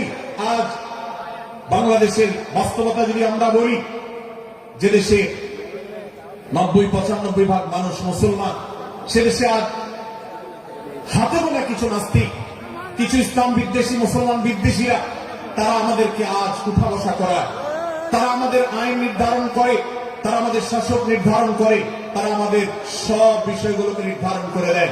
আমাদের সন্তানরা পাঠ্যপুস্তকে কি পড়বে সেটাও ইসলাম বিদ্বেষীরাই ঠিক করে দেয়। ভাই আমার, এই অবস্থার যদি পরিবর্তন চাই, তাহলে আমাদের মধ্যকার দূরত্বগুলো কমাতে হবে। এই জন্য আপনার দোয়ার মধ্যে আল্লাহর কাছে নিবেদন করুন, আল্লাহ আপনি আমাদের মধ্যকার বিভেদগুলো কমিয়ে দিন। আল্লাহ আমাদের ওলামাদেরকে ঐক্যবদ্ধ করে দিন। আল্লাহ আমাদেরকে ইত্তেহাদ মান ইখতিলাফ, বৈচিত্র্যময় ঐক্য, মতভিন্ন থাকা সত্ত্বেও মৌলিক বিষয় ঐক্যবদ্ধ হওয়ার তৌফিক দান করুন। সীসাগলা প্রাচীরের মতো আমাদেরকে কাঁধে কাঁধ মিলিয়ে আল্লাহ মুক্তার রাসূল সাল্লাল্লাহু আলাইহি সাল্লামের আদেশ নিষেধকে ব্যক্তি, সমাজ, পরিবার, রাষ্ট্রের সর্বত্র বাস্তবায়নের জন্য কাজ করার তৌফিক দান করুন। আমরা আমাদের দোয়ার মধ্যে মুসলমানদের ঐক্যের জন্য দোয়া করবো তো ইনশাআল্লাহ। আল্লাহ তাআলা আমাদেরকে সেই তৌফিক দান করুন। ভাইরা আমার, তাহলে সূরা হুজুরাতের তৃতীয় শিক্ষা বলছিলাম 9 থেকে 10 নম্বর আয়াতে আল্লাহ রাব্বুল আলামিন মুসলমানদের মধ্যে যদি কখনো বিবাদ, বিতণ্ডা, মারামারি, হানাহানি সৃষ্টি হয় তাহলে সেটিকে মীমাংসা করবার কথা বলেছেন। অতএব যদি কোনো স্বামী স্ত্রীর মধ্যেও কখনো মনোমালিন্য তৈরি হয়, আপনার যদি সেখানে ভূমিকা রাখবার সুযোগ থাকে, আপনি চেষ্টা করবেন উভয়ের মধ্যে দূরত্বটা কমাবার জন্য। আমরা অনেকে আজকাল নামাজ কালাম পড়ি, রোজা রাখি, দাড়ি রাখি, অনেক ভালো ভালো কথা বলি, অথচ দুজনের মধ্যে গন্ডগোল লাগলে আমরা সেখানে এক পক্ষ হয়ে আরেক পক্ষকে আমরা খেপিয়ে তুলি। পারলে অনেকে চগলখড়ি করেন, প্রত্যেক পক্ষের কাছে গিয়ে অপর পক্ষের ব্যাপারে মিথ্যা কথা বলে তাদের মধ্যে ভেজালকে আরো বাড়িয়ে দেন। এই জন্য নবী সাল্লাল্লাহু আলাইহি ওয়াসাল্লামের ঐতিহাসিক হাদিস রয়েছে, লা ইয়াদখুলুল জান্নাতা নাম্মাম, যে ব্যক্তি চগলখড়ি করে, দুজনের মধ্যকার গন্ডগোল ফাসাদ বৃদ্ধিতে যে ব্যক্তি ভূমিকা রাখে, ভেজাল লাগায়, এই চগলখোর কখনো জান্নাতে যাবে না। আমাদের অনেকেরই এই দুঃস্বভাব আছে, এই খারাপ চরিত্র আছে। সূরা হুজুরাত এই জন্য আমাদের আজকের যে সমাজ বাস্তবতা আছে, আমাদের যে ব্যাধি আছে ব্যক্তিগত পর্যায়ে, আমাদের পরিবারের, সমাজের সর্বত্র যে ব্যাধিগুলো ছেয়ে গেছে, সূরা হুজুরাতের প্রতিটি আয়াত যেন সেই ব্যাধির সবচেয়ে বড় মহৌষধ, সেজন্য সবচেয়ে বড় প্রতিষেধক, সেজন্য সবচেয়ে বড় সমাধান। এই জন্য আমি বলেছি শুরুতে, আমার যদি আল্লাহ শক্তি সামর্থ্য দিতে প্রত্যেক মুসলমানের হাতে পায়ে ধরে সূরা হুজুরাতের 18টি আয়াত, প্রত্যেকটি আয়াত আমি আমার মুসলমান ভাইদেরকে বলতাম, বারবার পড়ুন, বারবার পাঠ করুন, বোঝার চেষ্টা করুন, জীবনকে পরিবর্তন করুন। এদেশে নামাজি মুসলমান আপনি কম বেশি পাবেন, এদেশে রোজাদার মুসলমান কম বেশি পাবেন, এদেশে হজ আদায়কারী মুসলমান কম বেশি পাবেন, এদেশে তাসবিরত মুসলমান কম বেশি পাবেন, কিন্তু এদেশে আচার আচরণ, কাজ কারবার, আখলাক এবং বান্দার হক এবং অধিকার, অন্যের অধিকার সংশ্লিষ্ট বিষয়ে সচেতন মুসলমান আপনি খুব বেশি পাবেন না। আর এই জন্যই আমাদের জান্নাতের পথে অনেক বড় অন্তরায় হয়ে আছে। আজ আমাদের চরিত্রগুলো নষ্ট হয়ে গেছে। আমরা নামে মুসলমান, আমরা চগলখড়ি করি, আমরা নামে মুসলমান, দুজনের মধ্যে গন্ডগোল সৃষ্টি করে দেই। গন্ডগোল আগে থেকে সৃষ্টি থাকলে সেটাকে বাড়াবার চেষ্টা করি। আমরা নামে মুসলমান, আমাদের শিষ্টাচার নেই, আদব নেই, লেহাজ নেই। এই জন্য সূরা হুজুরাতের প্রতিটি আয়াত আমাদেরকে শিক্ষা দেয়। আল্লাহ তাআলা আমাদের সকলকে এই শিক্ষাগুলো আজকের এই মাহফিল থেকে আমাদের বুকের ভেতরে পরম যত্ন সহকারে নিয়ে যাওয়া এবং আমাদের জীবনকে পরিবর্তন করার তৌফিক দান করুন। ভাইরা আমার, তৃতীয় এই শিক্ষাটি শেষ করে আমি বলতে চাচ্ছি, চতুর্থ আয়াতে আল্লাহ রাব্বুল আলামিন আমাদেরকে বলেছেন, আমরা যেন কেউ কাউকে নিয়ে বিদ্রুপ না করি, ব্যঙ্গ না করি, কেউ কাউকে যেন বাজে নামে না ডাকি, কেউ যেন কাউকে খোঁচাখুচি না করি, কেউ যেন কারোর নাম বিকৃত করে তাকে না ডাকি। ভাইরা আমার, এই আয়াতটি আমি শুরুতে তেলাওয়াত করেছি। আল্লাহ বলেছেন, ইয়া আইয়ুহাল্লাযীনা আমানু লা ইয়াসখার কওমুন মিন কওমিন আসা আন ইয়াকুনু খায়রাম মিনহুম। হে ঈমানদারেরা, হে মুসলমানেরা, তোমাদের কেউ যেন অন্য কারোর নাম ধরে অন্য কাউকে ব্যঙ্গ, বিদ্রুপ, ঠাট্টা না করে। আমরা একে অন্যকে নিয়ে ঠাট্টা করি, কি করি না? বিদ্রুপ করার রোগ আমাদের মধ্যে আছে না নাই? ভাই আমার, জাগতিক বিষয় তো আছেই, এমনকি দুর্ভাগ্যজনক বাস্তবতা হলো ধর্মের নামে, ইসলামের নামে একদল মুসলমান অপর দল মুসলমানকে নিয়ে হাসি, ব্যঙ্গ, বিদ্রুপ, রাসারাসি এবং নাম বিকৃত করা এবং খোঁচাখুচি করা, এই কাজগুলো আমাদের মধ্যে আছে না নাই?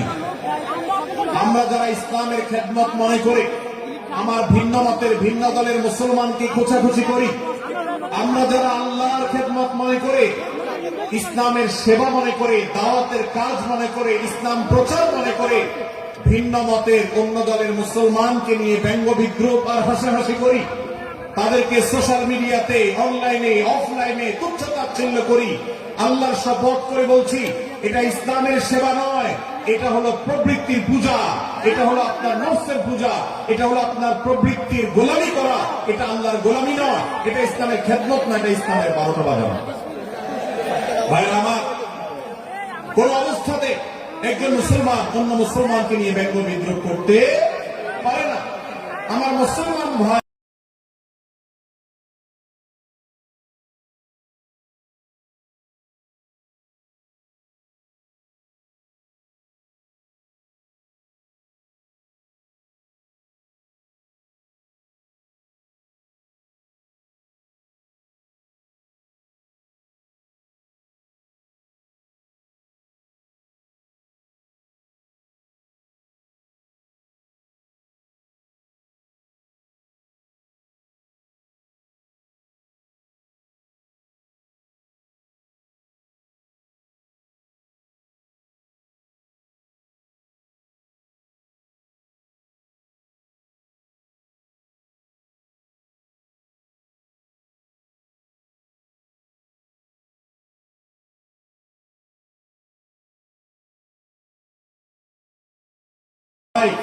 যদি কোনো ভুল কথা বলে, ভুল কাজ করে,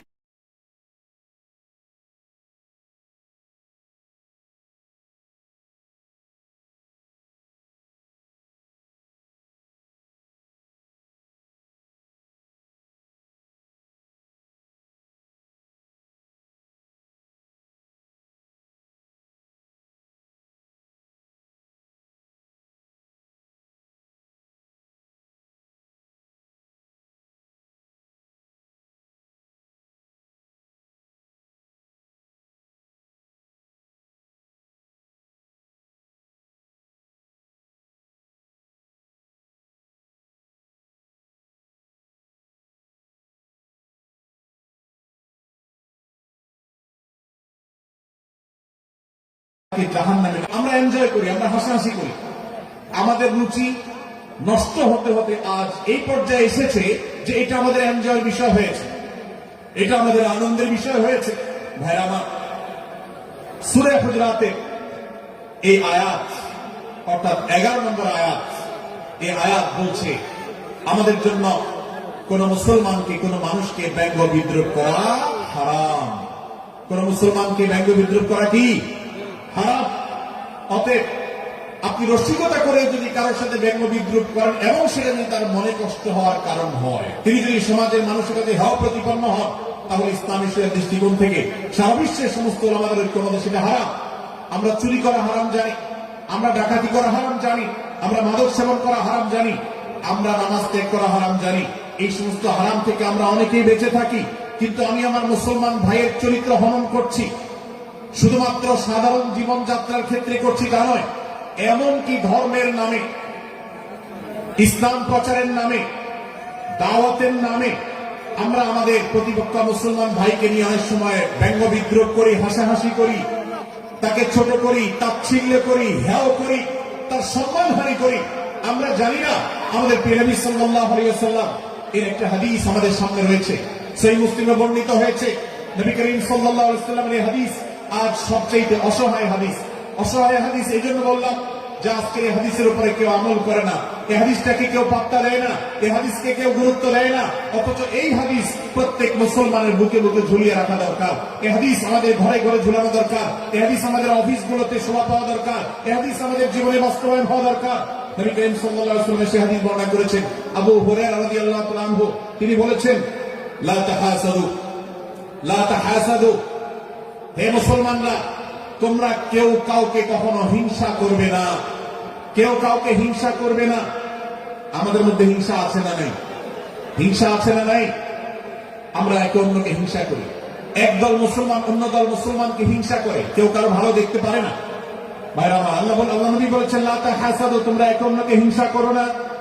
ওয়ালা তানাজাসু, কেনা বেচা করতে গিয়ে কেউ কাউকে ধোঁকা দিও না, প্রতারণা করো না। ওয়ালা তাবাগাদু, তোমরা একে অন্যের সাথে শত্রুতা বিদ্বেষ পোষণ করবে না। ওয়ালা তাদাবারু, তোমাদের কেউ যেন কারোর পেছনে লেগে না থাকে, কাউকে অবজ্ঞা যেন না করে।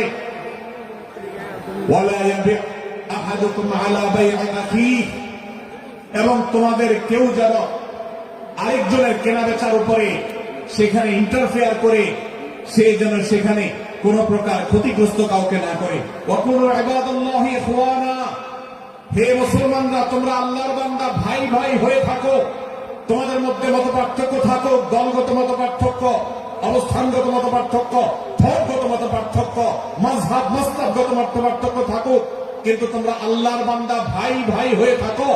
এক দলের মুসলমানকে আল্লাহ তাআলা ভাই ভাই হতে বলেন নাই, এক গ্রুপের মুসলমানকে আল্লাহ ভাই ভাই হতে বলেন নাই, এক দলের মুসলমানকে আল্লাহ ভাই ভাই হতে বলেন নাই, নিজ দলের মুসলমানের সাথে আল্লাহ ভাই ভাই থাকতে বলেন নাই। আল্লাহ বলেছেন সকল মুসলমানদের সাথে ভাই ভাই হয়ে থাকার জন্য, ভ্রাতৃত্বের বন্ধনে থাকার জন্য। এই জন্য আল্লাহ নবী সাল্লাল্লাহু আলাইহি ওয়াসাল্লাম সে নির্দেশ করেছেন।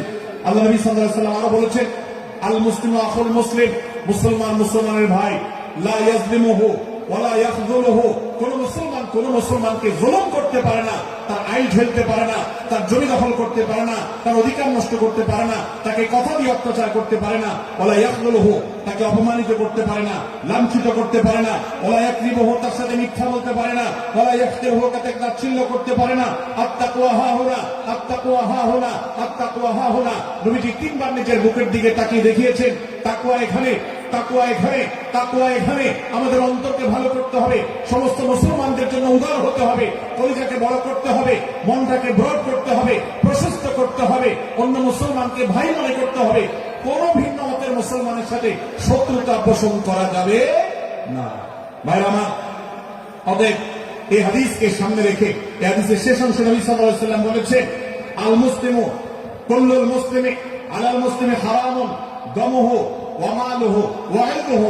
এক মুসলমানের জন্য অন্য মুসলমানের তিনটি জিনিসকে আল্লাহ তাআলা হারাম করে দিয়েছেন। কোন মুসলমানের রক্ত এটা প্রবাহিত করা, কাউকে হত্যা করা যেরকম হারাম, কোন মুসলমানের সম্পদ অন্যায়ভাবে আপনি ভোগ করবেন, দখল করবেন, মেরে দিবেন, এটা হারাম। ঠিক একইভাবে কোন মুসলমানের সম্মান নষ্ট করবেন, ইজ্জত নষ্ট করবেন, সম্মান নষ্ট করবেন, অপমান করবেন, এটাকে আল্লাহ তাআলা হারাম করেছেন। আল্লাহ তাআলা আমাদের সবাইকে অন্য মুসলমানদের ব্যাপারে এরকম দায়িত্বশীল ভূমিকা রাখার তৌফিক দান করুন, বলুন আমিন। ভাইরা আমার, সূরা হুজরাতের 4 নম্বর আয়াতের এই শিক্ষাকে ধারণ করে আমরা কারোর প্রতি ব্যঙ্গাত্মক আচরণ করব না। অনেক মুসলমান আছে অন্য মুসলমানদের নাম ধরে ধরে বিদ্রুপ ব্যঙ্গ করেন, নাম বিকৃত করেন। অনেক সময় আমরা রসিকতা করে আমাদের অনেকের নাম বিকৃত করি। আল্লাহ সুবহানাহু ওয়া তাআলা এটাকে হারাম করেছেন। এমনকি নবী সাল্লাল্লাহু আলাইহি ওয়াসাল্লাম বলেছেন, লা তাকুল লিকাসিরিন ইয়া কাসিরু, কোন খাটো বা বেটে মানুষকে হে বেটে, হে খাটো এরকম বলে ডেকো না। নবী সাল্লাল্লাহু আলাইহি ওয়াসাল্লাম বলেছেন, এভাবে ডাকলে তিনি অপমানিত হন। আল্লাহ তাকে এভাবে সৃষ্টি করেছেন। আমরা অনেক সময় দেখা যায় একে অন্যকে খোঁচা মারতে গিয়ে তার গায়ের রং কালো হলে, তিনি দেখতে আকারে ছোট হলে তাকে আমরা ব্যঙ্গ করি, বিদ্রুপ করি, তাকে আমরা তাচ্ছিল্য করি, তাকে আমরা অপমান করি, তাকে আমরা অপদস্থ করি। ভাইরা আমার, এটা আমাদের জন্য হারাম। আমি আবার বলছি, চুরি হারাম আমরা জানি, ডাকাতি হারাম আমরা জানি, আমরা অন্যান্য হারামের কথা জানি, কিন্তু এই যে এক মুসলমান অন্য মুসলমানের অধিকার নষ্ট করা হারাম, এটা আমরা জানি না। এক মুসলমান অন্য মুসলমানের নাম বিকৃত করা হারাম, এটা আমরা জানি না। এই ব্যাপারে আমরা দেখেছি যে আমরা যারা ইসলামের দাওয়াতের কথা বলি, কোরআন হাদিসের কথা বলি, তারাও দেখা যায় সোশ্যাল মিডিয়াতে, ফেসবুকে একদল মুসলমান অন্য দলের মুসলমানদেরকে নানা বাজে উক্তি দিয়ে ডাকাডাকি করে, বিকৃত নামে ডাকে, বিকৃত উপাধি দেয়, খারাপ কথা বলে, অমুকের দালাল তমুকের দালাল ইত্যাদি ধারণা করে কথা বলে। এই কাজগুলো হারাম, এগুলো আমরা কখনো করবো না। 5 নম্বর যে শিক্ষা আছে সূরা হুজুরাতে, সেটা হলো 12 নম্বর আয়াতে আল্লাহ রাব্বুল আলামিন এখানে কুধারণা করাকে হারাম করেছেন, মন্দ ধারণা করতে আল্লাহ তাআলা নিষেধ করেছেন, এবং গীবত করতে, পেছনে লাগতে নিষেধ করেছেন। ভাইরা আমার, এই একটি আয়াত অর্থাৎ সূরা হুজুরাতের 12 নম্বর আয়াত, এই আয়াতটি শিক্ষা ধারণ করে যদি আমরা আমাদেরকে শুধরাতে পারি, সংশোধন করতে পারি, তাহলে ইসলামের মেইন যে কাজগুলো আছে, ঈমানকে বিশুদ্ধ করা এবং শিরক মুক্ত ঈমান আনা, 5 ওয়াক্ত নামাজ পড়ার পর, বান্দার হক আদায়ের পর, এই আয়াতের পর আমল করলে আপনার জান্নাতে যাওয়া সবচেয়ে বড় বাধা দূর হয়ে যাবে ইনশাআল্লাহ। ভাইরা আমার, যে আয়াতে আল্লাহ তাআলা আমাদেরকে কারোর প্রতি মন্দ ধারণা করতে নিষেধ করেছেন, গীবত করতে নিষেধ করেছেন, তার পেছনে লাগালাই করতে নিষেধ করেছেন, সে আয়াতে আল্লাহ রাব্বুল আলামিন বলেছেন, ইয়া আইয়ুহাল্লাযীনা আমানু ইজতানিবু কাসীরাম মিনায-যন্ন, হে ঈমানদারেরা, হে মুসলমানরা, তোমরা কারোর প্রতি ধারণা, মন্দ ধারণা তোমরা করো না, এটা থেকে বিরত থাকো। অনেক ধারণা অর্থাৎ মন্দ ধারণা, এটা গুনাহ, এটা থেকে বিরত থাকো। ইন্না বা'দায-যন্নি ইসম, কারণ কিছু কিছু ধারণা অর্থাৎ যেগুলো মানুষের সম্পর্কে কোন তথ্য উপাত্ত ছাড়া নিছক ধারণা প্রসূত মন্দ ধারণা করা হয়, সেগুলো গুনাহের কারণ, সেগুলো অপরাধের কারণ, সেগুলো কবিরা গুনাহ, সেগুলো পাপাচার, সেগুলো আল্লাহর অসন্তুষ্টির কারণ, সেগুলো আল্লাহর অবাধ্যতার কারণ। এই জন্য ভাই, কারোর প্রতি মন্দ ধারণা করা যাবে না। এক্ষেত্রে আমি জানি আমাদের ব্যক্তিগত পর্যায়ে কারোর ব্যাপারে কোনো কিছু কথা উঠেছে অথবা সামান্য একটু সন্দেহ তৈরি হয়েছে, আমরা তার চরিত্র নিয়ে টানাটানি করি। আমরা জানি না একজন মুসলমানের চরিত্রের মূল্য কত বড়। আমার কাছে সুস্পষ্ট প্রমাণ আসার আগ পর্যন্ত কোন মুসলমানের চরিত্র নিয়ে আমার ব্লেম করবার কোন অধিকার আমার নাই। এই জন্য একজন মুসলমান কখনো কারো প্রতি কুধারণা করবে না, মন্দ ধারণা পোষণ করবে না, খারাপ ধারণা পোষণ করবে না। আল্লাহ তাআলা আমাদেরকে এমন মুসলমান সম্পর্কে খারাপ ধারণা করা থেকে বেঁচে থাকার তৌফিক দান করুন। ভাইরা আমার, কিছুটা বিশৃঙ্খলা দেখা যাচ্ছে। আমরা আপনাদেরকে বিনীতভাবে অনুরোধ করতে চাই, অনুগ্রহ করে সবাই বসে পড়ুন। যারা দাঁড়িয়ে আছেন তারা একটু বসে পড়ুন, সবাই যার যার দায়িত্বে বসে যান। আপনি আরেকজনের চিন্তা না করে আপনি একটু বসে যান। ভলান্টিয়ার ভাইরা প্যান্ডেলের ভেতরে পেছনে কি হচ্ছে আপনারা একটু দেখুন।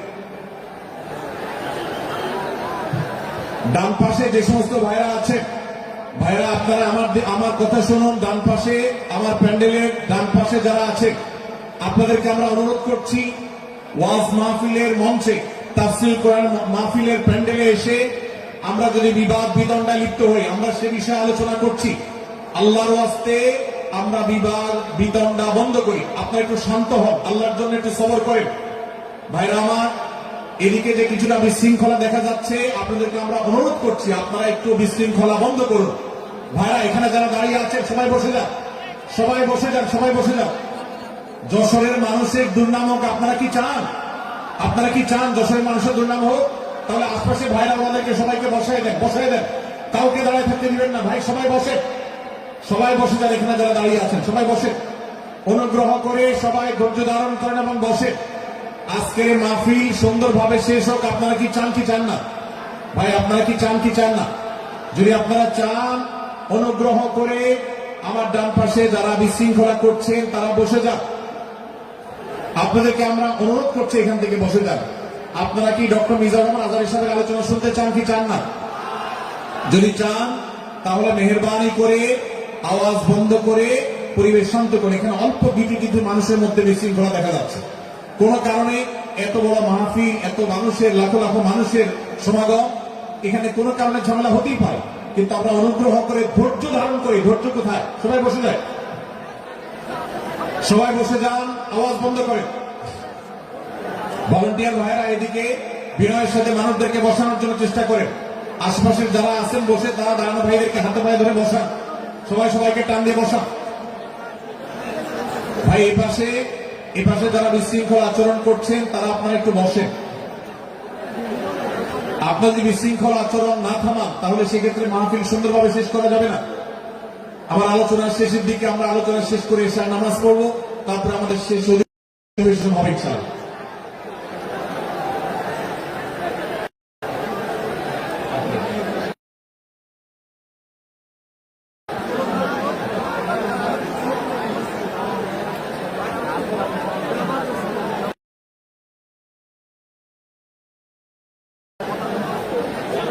ভাই মেহেরবানি করে আপনারা শান্ত হন।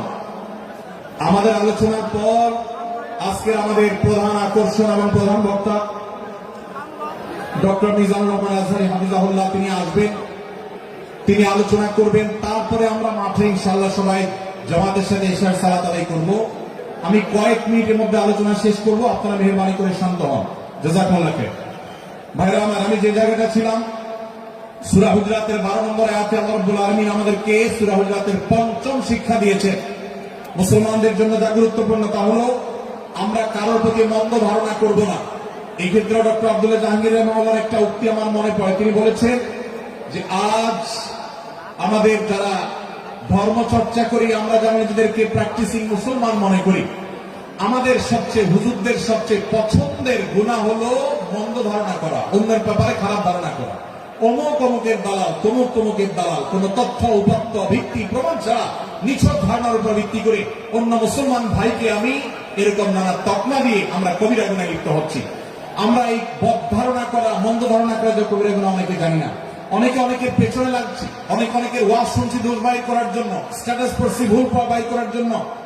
এই যে মানুষের পেছনে লাগা, এটা আল্লাহ তাআলা নিষেধ করেছেন, ওয়ালা তাজাসসু, তোমরা কেউ কারোর ছিদ্র অন্বেষণ করা, দোষ আবিষ্কার করার চেষ্টা করবে না, এবং কেউ কারোর গীবত শিকায়াত করবে না। এই আয়াতে আমাদেরকে কেউ কারোর পেছনে পরনিন্দা করতে নিষেধ করেছেন। ইসলাম বলে আমরা মানুষের সামনে মানুষের ভুলের কথাগুলো বলবো বিনয়ের সাথে, যাতে তিনি সংশোধিত হন আর তার পেছনে প্রশংসা করব। আমরা করি উল্টা, আমরা মানুষের সামনে এসে মানুষের প্রশংসা করি আর তার পেছনে গিয়ে তার দুর্নাম করি। ইসলামকে যদি আমরা মানতাম সমাজটা সুন্দর হয়ে যেত। আমরা যদি সামনে কারোর দোষ বলতাম তাহলে তিনি সংশোধিত হতেন, আর পেছনে যদি গুণ বলতাম তাহলে তিনি ভালো সেখান থেকে শিক্ষা গ্রহণ করতেন। সূরা হুজুরাতের 6 নম্বর শিক্ষা 13 নম্বর আয়াতে আল্লাহ তাআলা বলেছেন যে আমাদের সবার গোড়া কোত্থেকে এসেছে, আমাদের গর্বের কোনো বাহ্যিক কারণ নাই তাকওয়া ছাড়া। আল্লাহ বলেছেন ইয়া আইয়ুহান নাস ইন্না খালাকনাকুম মিন যাকারিন ওয়া উনসা, হে মানুষ সকল, তোমাদেরকে আমি মানুষ, নারী এবং পুরুষ, আদম এবং হাওয়া থেকে সৃষ্টি করেছি। ওয়াজআলনাকুম শুউবান ওয়া ক্বাবাইলা লিতাআরাফু, বিভিন্ন গোত্রে তোমাদেরকে আমি বিভক্ত করেছি পরিচয় জানার জন্য, শুধুমাত্র। আর আল্লাহ বলেছেন শেষে ইন্নাল্লাহা আলিমুন খাবীর, তোমরা কি করো আল্লাহ জানে। অতএব আমাদের কারোর উপর কারোর কোনো শ্রেষ্ঠত্ব নেই তাকওয়া ছাড়া। আল্লাহ বলেছেন ইন্না আকরামাকুম ইনদাল্লাহি আত্তাকুম, আমাদের মধ্যে সবচেয়ে মর্যাদাবান হবে তিনি যার মধ্যে তাকওয়া সবচেয়ে বেশি হবে। আমাদের কোনো বংশগত গৌরব, কোন অঞ্চলগত গৌরব, অন্য কোন গৌরব আমাদের থাকবে না, শুধু তাকওয়ার গৌরব আমাদের থাকতে পারে। সেটাও গর্ব, নিষিদ্ধ গর্ব বা অহংকারের মতো নয়, বরং সেটা আমাদের বিনয়ের জায়গা। সর্বশেষ 7 নম্বর যে শিক্ষা সূরা হুজুরাতে রয়েছে সেটা 14 থেকে 18 নম্বর আয়াতে আল্লাহ তাআলা ঈমান এবং ইসলামের চিহ্ন উল্লেখ করেছেন, যে 6টা শিক্ষা উল্লেখ করা হয়েছে। এর আলোকে মুসলমানকে, মুনাফিককে সেটা নিরূপণ হবে। এই জন্য আল্লাহ তাআলা শেষে এটি উল্লেখ করেছেন। এই 7টি শিক্ষাকে ধারণ করে আমরা আমাদেরকে ভালো মুসলমান হিসেবে গড়ে তোলার চেষ্টা করব, আমাদের জীবনকে সাজাবার চেষ্টা করব। আল্লাহ তাআলা আমাদের সবাইকে তৌফিক দান করুন। আমি আবার এক নজরে বলে শেষ করছি, সূরা হুজুরাত কোরআনে কারীমের 26তম পারা, একটি সূরা, 49 নম্বর সূরা, কোরআনের 18টি আয়াতের আছে। প্রথম থেকে 5 নম্বর আয়াত পর্যন্ত আল্লাহ রাসূলের সাথে আদব লেহাজ বজায় রাখা, শিষ্টাচার মেনটেন করা এবং সম্মানীয় ব্যক্তিদের সাথে এখান থেকে আমরা শিক্ষা নিয়ে আদব লেহাজ বজায় রাখা, তাদের সামনে আগ বেড়ে কথা না বলা, আগ বেড়ে কাজ না করা, উচ্চকণ্ঠে কথা না বলা, শিক্ষা আল্লাহ দিয়েছেন। দ্বিতীয়ত, আমাদেরকে কোন সংবাদ, বিশেষ করে অনির্ভরযোগ্য তথ্যের সংবাদ শুনে আমাদেরকে কারো ব্যাপারে ধারণা করার আগে আল্লাহ তাআলা আমাদেরকে যাচাই করার শিক্ষা দিয়েছেন। আমরা যেন গুজবে, আমরা যেন ধারণা প্রসূত কোন তথ্যে আমরা যেন কান না দেই, সেই শিক্ষা আল্লাহ আমাদেরকে দিয়েছেন। এটি 6 থেকে 8 নম্বর আয়াতে, 9 থেকে 10 নম্বর আয়াতে আল্লাহ তাআলা মুসলমানদের দুই গ্রুপের মধ্যে গন্ডগোল দেখা দিলে মীমাংসা করতে বলেছেন। এবং 4 নম্বর শিক্ষা 11 নম্বর আয়াতে বিদ্রুপ করতে নিষেধ করেছেন আল্লাহ তাআলা, কারণ নাম ধরে ব্যঙ্গ করাকে হারাম করা হয়েছে। এবং 5 নম্বর শিক্ষা 12 নম্বর আয়াতে আল্লাহ তাআলা দিয়েছেন, কারোর প্রতি মন্দ ধারণা করা যাবে না, কারোর পেছনে লাগা যাবে না, এবং কারোর মন্দ নামে কাউকে ডাকা যাবে না, কারোর সমালোচনা তার পেছনে করা যাবে না, এগুলোকে হারাম করা হয়েছে। 6 নম্বর শিক্ষা 13 নম্বর আয়াতে আল্লাহ বলেছেন, আমাদের সবার মধ্যে কারোর কোনো শ্রেষ্ঠত্ব নাই তাকওয়া ছাড়া। যার তাকওয়া যত বেশি, আল্লাহ ভীতি যত বেশি, তিনি আল্লাহর কাছে তত শ্রেষ্ঠ এবং সেরা। 7 নম্বর সর্বশেষ শিক্ষা হলো 14 থেকে 18 নম্বর আয়াতে আল্লাহ রাব্বুল আলামিন ঈমানদারদের আলামত, মুনাফিকদের আলামত উল্লেখ করেছেন। সেখান থেকে শিক্ষা নিয়ে আমরা আমাদের ঈমানকে পরখ করার চেষ্টা করব, আমাদের আমলকে পরখ করার চেষ্টা করব। আল্লাহ তাআলা আমাদেরকে সূরা হুজুরাতের আলোকে আমাদের জীবনকে গঠন করার তৌফিক দান করবেন, আমিন। আল্লাহ তাআলা আমাদের সবাইকে আজকের এই তাফসীর কোরআন মাহফিল থেকে সূরা হুজুরাতের এই 7টি শিক্ষাকে ধারণ করে ভালো মুসলমান, যে মুসলমান সম্পর্কে নবীজি বলেছেন আল মুসলিমু আখুল মুসলিম, মুসলমান মুসলমানের ভাই। যে হাদিসে নবীজি বলেছেন যে আল মুসলিমু মান সালিমাল মুসলিমুনা মিন লিসানি ওয়া ইয়াদি, মুসলমান সে যার হাত আর মুখ দ্বারা অন্য কোন মুসলমান কষ্ট পায় না, নিরাপদে থাকে। আমরা আমাদের সমাজকে শান্তিপূর্ণ, সুশৃঙ্খল রাখতে হলে আমাদেরকে মুসলমান হতে হবে, ভালো মানুষ হতে হবে। আমাদের হাত মুখ দ্বারা কেউ কষ্ট পাবে না, কারো হক নষ্ট করব না, কারো অধিকার নষ্ট করব না, কারো কষ্টের কারণ হব না, কাউকে আঘাত করব না, কাউকে গালি দিব না, কারোর কোন প্রকার অধিকার খর্ব করব না, জুলুম করব না। আল্লাহ তাআলা আমাদের সবাইকে কোরআন এবং হাদিস যে মুসলিমের চিত্র অঙ্কন করেছে, কোরআন এবং হাদিসে মুসলিমের যে রূপরেখা বর্ণনা করেছে, কোরআন এবং হাদিসে যে আদর্শ মুসলমানের চিত্র উপস্থাপন করেছে, আল্লাহ আমাকে, আপনাকে, আমাদের সবাইকে সেই মুসলমান হওয়ার তৌফিক দান করবেন, আমিন। ভাই আমার, আমরা মুসলমানরা যদি কোরআন হাদিসের আলোকে সে আদর্শ মুসলমান হতে পারি, বিশ্বের মানচিত্র পরিবর্তন হতে সময় লাগবে না, বাংলাদেশের পরিস্থিতি পরিবর্তন হতে সময় লাগবে না। তবে সবকিছুর আগে আমাদেরকে বদলাতে হবে, আমাদেরকে মুসলমান হতে হবে, কোরআন এবং হাদিসের বাস্তব অনুসারী হতে হবে। প্রকৃত কোরআন হাদিসের অনুসারী হতে পারলে ইনশাআল্লাহ ইসলামের জয় হবে, কোরআন হাদিসের বিজয় হবে, মুসলমানদের বিজয় হবে, মুসলমানদের দুর্দিনের পরিবর্তন আসবে। আমরা বিশ্ববাসীকে দেখাতে পারবো আমরা সবচেয়ে আদর্শবাদী, আমরা বিশ্বের মানবতার সবচেয়ে বড়, সবচেয়ে বড় আমরা অনুসারী এবং মানবতাকে সবচেয়ে বেশি প্রতিষ্ঠাকারী। আল্লাহ তাআলা আমাদের সবাইকে বিশ্ব মানবতাকে আমাদের ইসলামের সৌন্দর্যকে আমাদের ব্যক্তি জীবনে চর্চা করার মধ্য দিয়ে, পরিবার এবং সমাজে চর্চা করার মধ্য দিয়ে ইসলামের সৌন্দর্যকে আল্লাহ তাআলা তুলে ধরার তৌফিক দান করুন। জাযাকুমুল্লাহু খায়রা ওয়া আখিরু দাওয়ানা আলহামদুলিল্লাহি রাব্বিল আলামিন। ওয়াসসালামু আলাইকুম ওয়া রাহমাতুল্লাহি ওয়া বারাকাতুহু। নারায়ে তাকবীর, লিল্লাহি তাকবীর।